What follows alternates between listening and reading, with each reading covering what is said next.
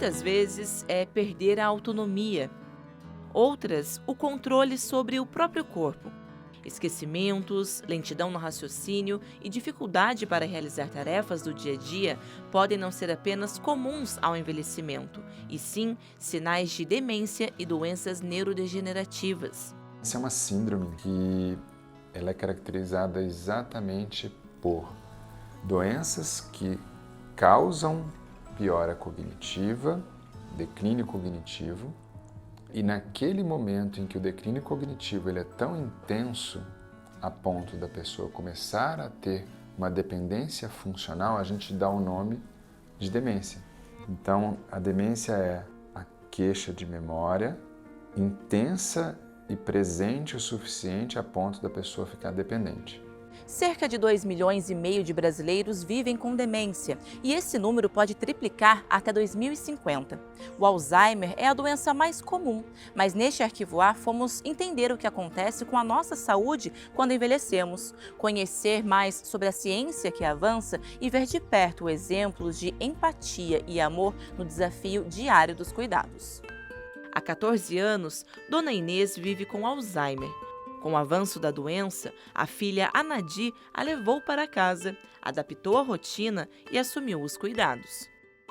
Ela cuida tanto da minha filha para mim, que hoje para mim é um prazer, entendeu? Eu sei que tem o cansaço físico, que assim, às vezes eu fico esgotada.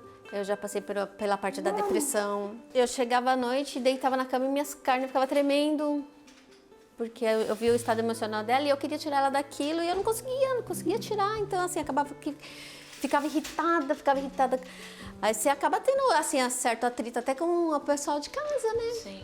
Mas, assim, a gente trabalhava muito isso, esse emocional. É uma doença que cada dia é uma surpresa, uma coisa nova vai aparecendo e eles querem dar conta. E, às vezes, eles dão conta sozinhos, porque o irmão não vai, a tia não vai, não ajuda. Então, eles chegam aqui muito fragilizados. E aí tem um acolhimento, né, para poder escutar, a escuta deles e poder ver que existem outras coisas, né? Eles podem fazer outras coisas também, não deixar sua vida toda de lado. Com foco na prevenção e tratamentos, em São Paulo, o Núcleo de Ensino e Pesquisa em Envelhecimento Cerebral da Unifesp segue com a pesquisa Novos Biomarcadores para a doença de Alzheimer, para entender como a doença progride ou nem se manifesta. Você vai ver exemplos de convivência de anos com a doença e de forma leve, assim como a família da Dona Amália, mais conhecida como Vó da Pomba, pelos vídeos com o neto nas redes sociais. Um legado de amor, fé e muita alegria, mesmo diante dos desafios. Poucos dias antes dela ficar ruim mesmo, né? Eu e a Socorro fazendo curativo nela, a Socorro baixou a cabeça um pouco, ela começou a dar carinho na cabeça da Socorro. Isso uns 15 dias antes, né, bem? E ela como fosse agradecendo, assim, passando a mão, né? Como quem diz, obrigado, né? E a gente fica muito emocionado com isso. Para evitar a demência e diversos tipos de doenças, a atividade física e a prática esportiva estão como pilares de recomendação da OMS. Bom para o corpo, né? Para a mente, principalmente. E eu tive, nossa, muita atividade. Eu sou muito dinâmica, né? Independente da idade, né? Acho que isso é uma coisa que a gente, desde a infância, acho que a gente já deveria trazer isso como uma prática, né? Porque é saudável, mas no envelhecimento isso acaba sendo ainda mais importante, né? Porque a gente acaba perdendo algumas funcionalidades do corpo, a nossa memória já começa a enfraquecer um pouco mais.